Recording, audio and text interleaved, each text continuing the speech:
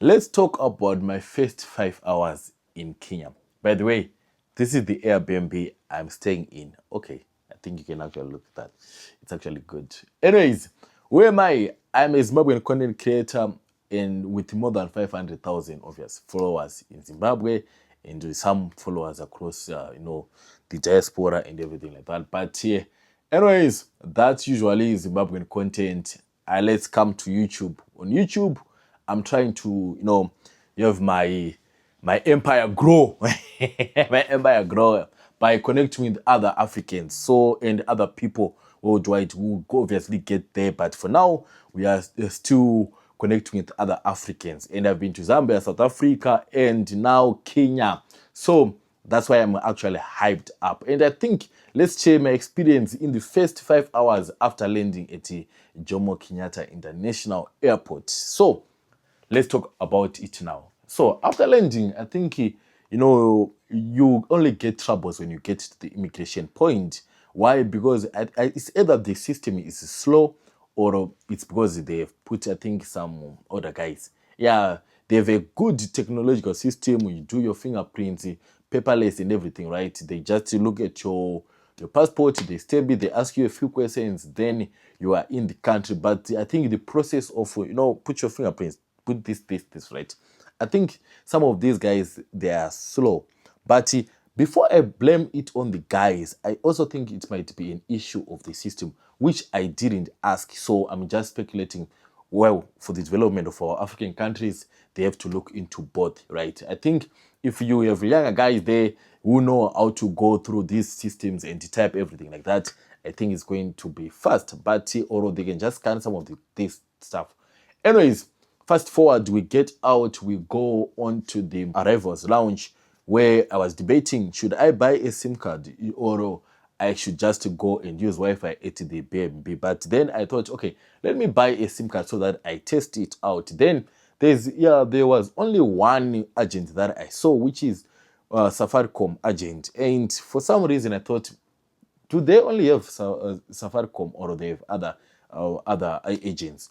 Because if they only have Safaricom now, yeah, I think there's something wrong there. But anyways, it's not my country, it's their country. If it works, that's good. So I paid for the Safaricom line. Then after paying for that, the ladies assisted me with that.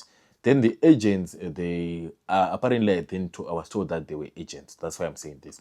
The agents, okay, what's happening? I need a line. Can you help me? Can I buy with my US dollars? The exchange rate was, that was a rip-off. So I ended up just taking my money, going to the bureau de change. Actually, they allowed me to do that. I went to the bureau de change. I changed into Kenyan shillings. Then I came back and I paid for that. So what am I saying? I'm saying it's easier. If you go to the bureau de change, you change your money, then you come back to these ladies, you pay in Kenyan shillings. Otherwise, the rate that they'll be using is not good, right? That's a ripoff. Anyways, I asked them to assist me with setting up the M-PESA because you see, if you change, let's say for instance, $100, right? You have around 12,500 Kenyan shillings, right? Yeah, it's a lot of money to walk around with. And in this day and age, we don't want to be walking around with money because I think it has that a risk factor. But anyways, I took my cash. Then they said they can't help with the setting up M-PESA. Then they said go to the Safaricom shop outside. Where I went, when I got there, there's a big line. The guy who was there, he was trying, my brother. He was trying. And it's late in the evening, but I think because Kenya is a hub, they have no way. There are going to be a lot of people who will be lined up needing help with these same lines, right? So we got there, we waited, I think, for more than 30 minutes because the line was there, it was big. And there are so many people who don't even have SIM cards. So they are going through the process of SIM cards. I was there, but I just wanted to be helped with the M-PESA setup. Finally, I got there, he helped me out, and it was quick, super quick. Then he was helpful, and very welcoming. We're discussing one or two, three things, and he was just responsive, but also doing his work good. Shout out to that guy from the Safaricom shop at the airport. Yeah. So near the, is it Terminal D? Terminal A, Terminal D. I think near that. Near Terminal 1A and D. Yeah. That shop. Yeah. That guy is good. Then from then, and I think they give you that impression that you, okay, these guys are so coming. Apart obviously from the ladies that wanted to rip me off. But anyways, um, fast forward. But they were helpful. In as much as, yes, their rate was a bit problematic, they were actually helpful. Let's talk about that, because I think they might end up saying, these people are bad. No, they are not bad. They offered me, they said, if we can't change this, go to the bureau to change, come back, then you will pay. And that's what I did, and they were just helpful. Then when I asked the guy at the Safaricom shop why can't help me with the M-PESA set up, they said the agent doesn't have the system to set up the M-PESA. So it's not, again, their problem. Though I was just frustrated. I'm like, okay, why didn't they just help me out? But anyways, I actually think that their agents should have that system to help out with setting up these M-PESA accounts. Why? Because it lessens the burdens on this. And from where we come from, yeah, obviously Kenya is there, Zimbabwe is here. But I know in Zimbabwe, if you want a mobile e-wallet, right, your agent can help you set it up. Anywhere in Zimbabwe, an agent, you don't have to go to an official Econet shop in Zimbabwe. I don't think, maybe it has changed now, but that has been the thing. Anywhere you go, a mobile agent can help you set up your e-wallet. Anyways, you download my super app. I think it's Safaricom, my one app, and I was using it, and I've been using it, and I actually think that it's a very good product. Yeah, it's fast, and I think it provides a lot of convenience. So if you are going to be moving to Kenya, I think you need that one, because if you just get into Uber, right? I said I want to pay with cash. Then when the Uber driver came, I said, is it okay if I pay with M-PESA? It's like, it's okay, no problem. Then boom, send money. Done, right? So you just need to deposit your money, then you are moving very, very nicely. So I got to the B&B where I'm staying. I wanted to pay for food. Again, M-PESA, boom, send money. It's quick, it's effective. So obviously I'm going to try a lot of things, but first impressions, remember, I'm loving this. So let's talk about Uber in Kenya, right? In Kenya, the first thing that I wanted to do when I got there was to try out InDrive, because I thought InDrive was there, and the boys in Zimbabwe have InDrive, Zambia has InDrive, South Africa has InDrive. I've used InDrive in all these three countries. I was like, okay, I'm going to use InDrive. Unfortunately, when you get to Kenya, there's no InDrive. There's no InDrive. So you have to go back to Bolt and Uber, right? Bolt, I've had a bad experience with Bolt in Zimbabwe. So I said, nope, right? So I've used the Uber in South Africa. So I said, okay, let's go back to Uber. Uber, the setup, I think, is different. I think they've had some updates now. So I'm looking for the driver. Yeah, they select a driver. The first driver comes. For some reason, he gets in touch. He says, pick up, go to the pickup spot. I went to the pickup spot. When I got there, after some time, I realized that the driver had passed. Then he had gone. Then they said, we are now looking for another driver for you. Then again, that driver comes. We try to call each other, and he says, I'm on my way. When he got there, he's no longer picking up. He moves again. Then Uber starts to search for another driver, which I actually think their interface is not actually helping as compared to what we do on InDrive. Yeah, I'm not comparing. I'm just comparing. I'm not saying they should do what InDrive does, right? The InDrive setup works like this. If you know InDrive setup, right? You put up your request. You choose. The drivers look at your request, right?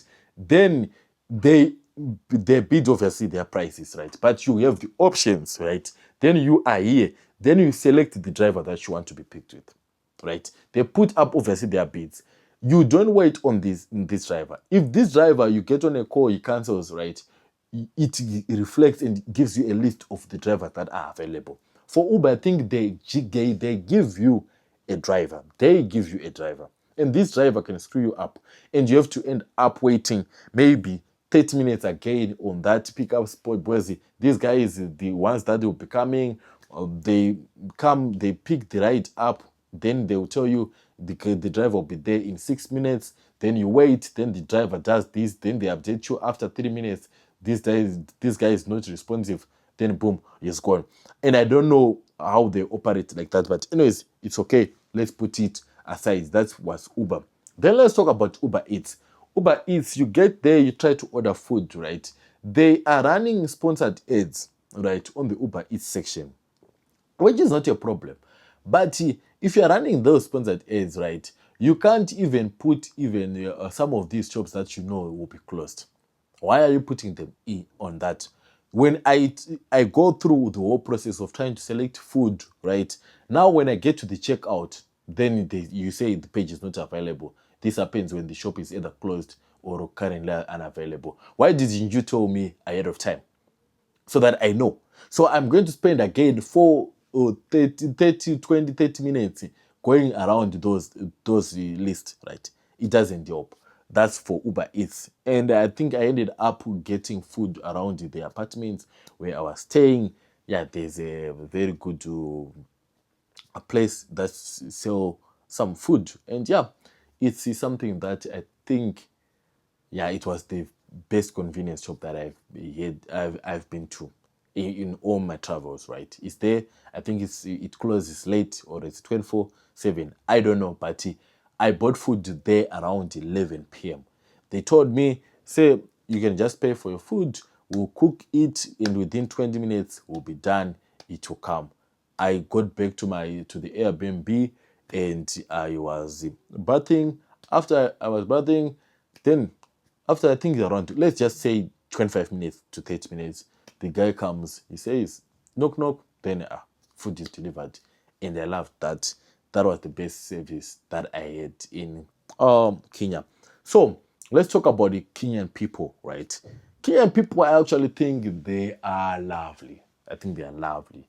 Because even those people, the ladies at the convenience store, around the apartments, the security around the apartments, they are very helpful. The Uber driver that picked me up, yeah, John, is it John Ngingi?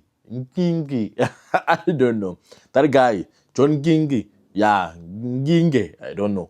Yeah, that guy was good again. And yeah, the guy at the Safaricom shop, yeah, was very helpful. Let's talk about the guys at the immigration, attitude, what? Again, yeah, lovely energy around the whole space. The guy who helped me in the baggage, again, lovely people around Kenya. And I think I'm yet to meet other people. I think I will enjoy that. This is my first time in Kenya in a nutshell. By the way, the B&B that I'm staying in is run by ZP, right, on Airbnb, and it's around the Artisanal Apartments. Guys, this lady did something. This lady did something. Obviously, I'm not going to show you everything around, but she did something. Let me take you through. Look at these cupboards. Look at this TV.